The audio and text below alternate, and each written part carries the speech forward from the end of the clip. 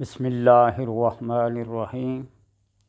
الصلاۃ والسلام علیک یا رسول اللہ وعلی آلک و صحابک یا حبیب اللہ۔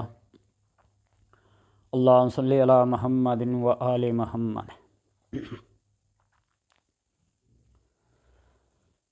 آج کے اس عمل میں سورہ انعام کی تلاوت اور قضاء حاجات کے عملیات کے بارے میں جو شخص یہ چاہتا ہے کہ اس کی دینی اور دنیاوی حاجات پوری ہوں، اس کی مشکلات دور ہوں، اس کے درجات بلند ہوں اور قرب بارگاہ خداوندی حاصل ہو، تو سورہ انعام کو اس طریقے سے پڑھے، اللہ تبارک و تعالی اس کو بلندی درجات عطا فرمائے گا اور اس کی حاجات کو پورا کرے گا۔ وضو کامل، غسل کر لے تو اور زیادہ بہتر ہے۔ پاکیزہ صاف کپڑے سفید پہن کر ترک دنیا کے خیالات کو باطل کر کے، اپنے سے دور کر کے، انتہائی عاجزی اور انکساری کے ساتھ اتوار کے دن سنڈے، اتوار کے روز ظہر کی نماز کے بعد اس عمل کو شروع کرے، اور عمل کو شروع کرنے سے پہلے 2 رکعت نماز قضائے حاجت کا شکرانے کے ادا کرے، اور اس کی پہلی رکعت میں سورہ فاتحہ کے بعد سورہ اخلاص کو 3 بار پڑھے، اور سلام پھیرنے کے بعد اللہ تبارک و تعالیٰ کی طرف کامل توجہ کے ساتھ بالکل نظروں کو جھکائے، آنکھیں جھکا کر کسی کے ساتھ بغیر بات کیے ظہر کی نماز کے بعد اتوار والے دن اس درود پاک کو 41 بار پڑھے، یعنی 2 رکعت کا جب سلام پھیریں گے تو انتہائی عاجزی اور انکساری کے ساتھ اس درود پاک کو 39 بار پڑھے۔ اللہم صلی علی محمد وعلی آل محمد وبارک بعدد معلوماتک، اس کو پڑھے، اور پھر یہ دعا افوض امری الی اللہ ان اللہ بصیر بالعباد، افوض امری الی اللہ ان اللہ بصیر بالعباد وحسبی اللہ ونعم الوکیل 3 بار پڑھے، اور پھر سورہ فاتحہ اور آیت الکرسی کو 10 بار پڑھے۔ پھر سن لیں کہ 2 نفل قضائے حاجت کے اتوار والے دن ظہر کی نماز کے بعد پہلی رکعت اور دوسری رکعت میں سورہ فاتحہ کے بعد سورہ اخلاص کو 3 بار پڑھے، سلام پھیرنے کے بعد اس درود پاک اللہم صلی علی محمد وعلی آل محمد وبارک بعدد معلوماتک، اس کو پڑھے، پھر افوض امری الی اللہ ان اللہ بصیر بالعباد وحسبی اللہ ونعم الوکیل، اس کو 3 بار پڑھے، اور 10 مرتبہ سورہ فاتحہ اور آیت الکرسی پڑھے۔ ان کی تلاوت کے بعد پھر قرآن پاک کو جو اپنے پاس رکھا ہوگا سورہ انعام کی تلاوت شروع کرے، سورہ انعام کی تلاوت شروع کرے، اور جہاں بھی اس صورت میں مبین کا لفظ آئے گا، فوز المبین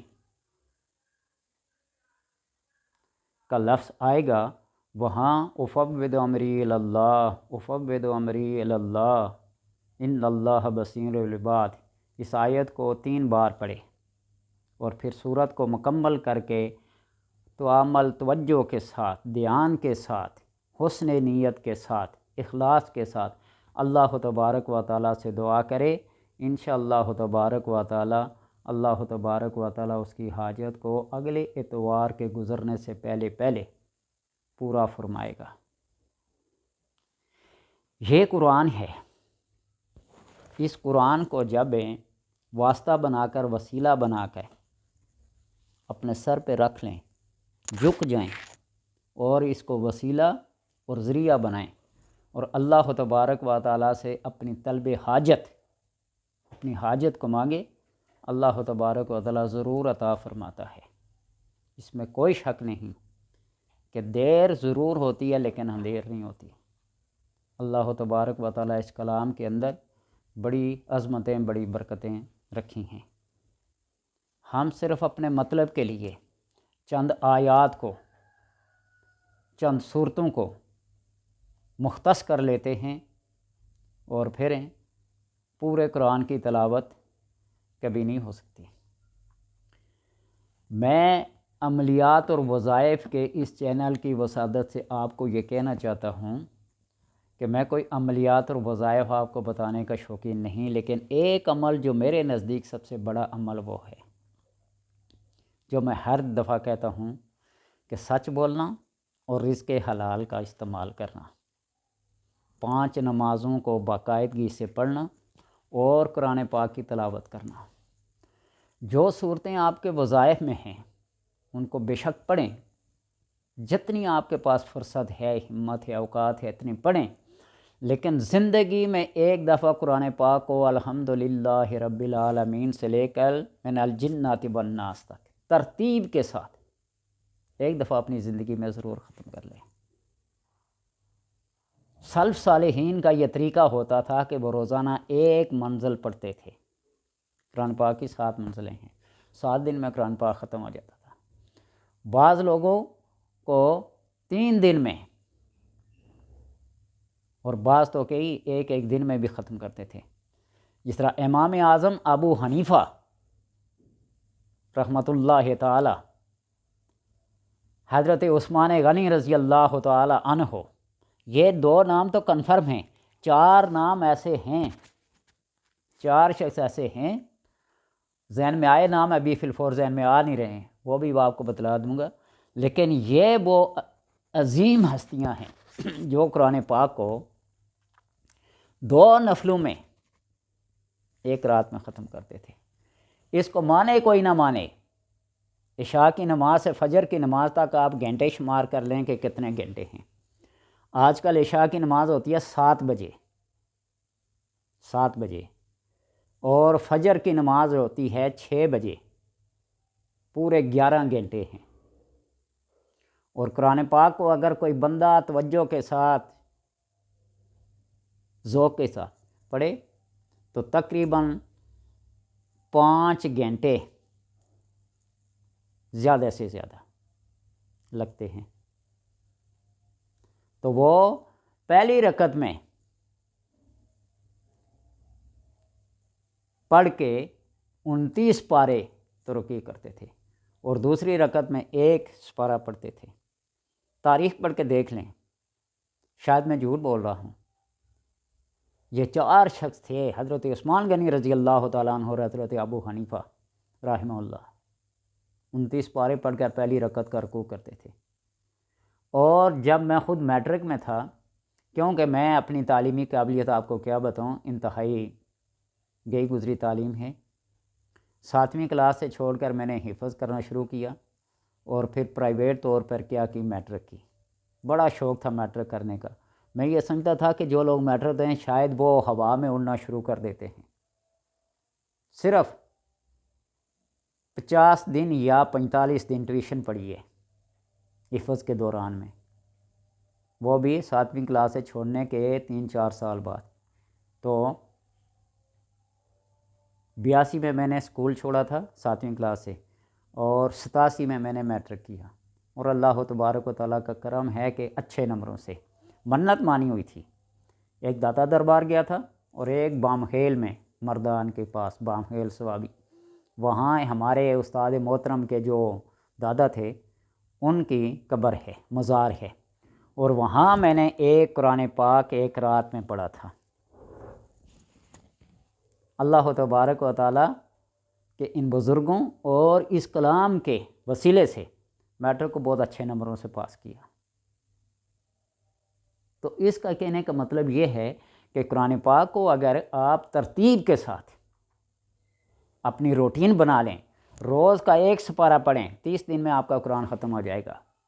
آدھا سپارہ پڑھیں، 2 مہینے میں آپ کا قرآن ختم ہو جائے گا۔ 1 منزل پڑھیں روزانہ، 1 منزل، تو 7 دن میں آپ کا قرآن ختم ہو جائے گا۔ امام غزالی رحمۃ اللہ تعالیٰ فرماتے ہیں اس منزل کے جو تقسیم ہے نا، فہمی بے شوق، فہمی بے شوق،